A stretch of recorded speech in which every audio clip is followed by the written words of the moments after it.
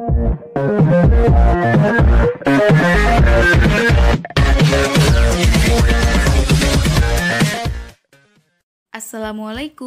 perkenalkan, saya Cici Nur Hidayah, mahasiswi Ilmu Komunikasi Fakultas Ilmu Sosial. Untuk mengetahui seputar dunia jurnalistik, simak video berikut ini ya.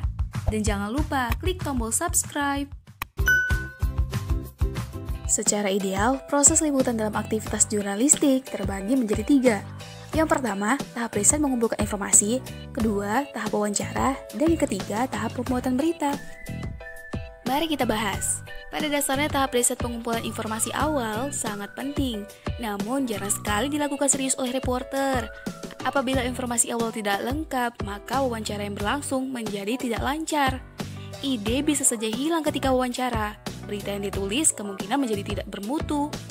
Melalui riset pendahuluan, seorang wartawan akan menguasai masalah yang hendak ditulisnya. Sehingga ketika bertemu dengan narasumber, wartawan hanya perlu mengkonfirmasi dan menggali lebih dalam informasi yang hendak ditulis. Sesuai dengan tujuan dasar wawancara, yakni untuk mendapatkan informasi yang aktual dan lengkap. Ada beberapa jenis wawancara yang dapat dilakukan. Pertama, wawancara mendalam. Tujuan dari wawancara tipe ini adalah untuk mengungkap pendapat atau pandangan filosofis orang tokoh. Dalam pelaksanaannya juga harus dipersiapkan lebih matang, sehingga wawancara berjalan lebih leluasa. Kedua, wawancara singkat yang bertujuan untuk mendapat tanggapan atau informasi singkat dari seseorang.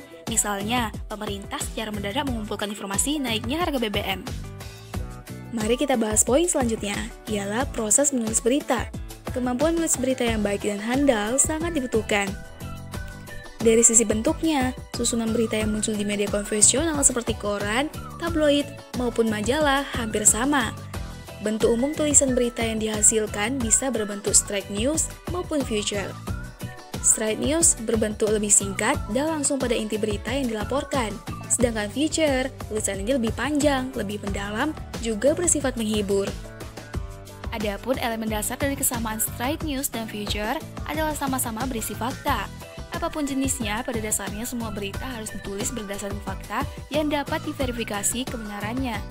Narasumber yang jelas, dikemas dengan bahasa sederhana, ringkas, dan juga padat. Poin terakhir, yaitu tahap penulisan berita. Langkah pertama ialah menentukan angle. Kedua, mulailah membuat judul berita, karena judul merupakan daya tarik utama sebuah berita. Judul yang menarik berfungsi untuk menggoda para pembaca untuk membaca kisah Anda. Yang ketiga, ialah tentukan deadline, kapan tulisan itu diberitakan. Agar pembaca tahu kapan peristiwa itu berlangsung, setelah itu buatlah intro atau lead sebagai pembukaan kisah berita. Sudah paham dengan 3 proses liputan dalam aktivitas jurnalistik?